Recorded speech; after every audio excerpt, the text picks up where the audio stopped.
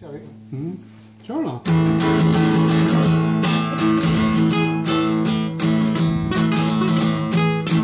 En gång, vänta ett tag. Du får inte spela för de två sista strängarna här nere.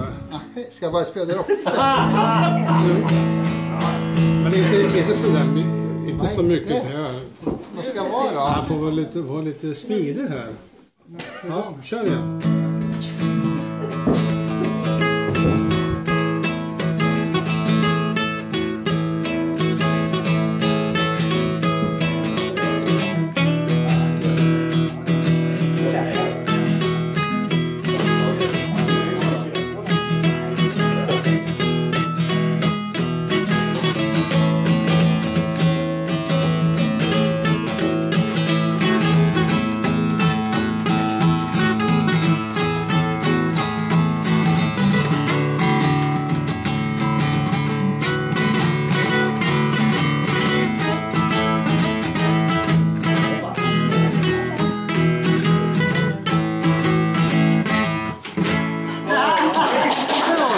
Bra!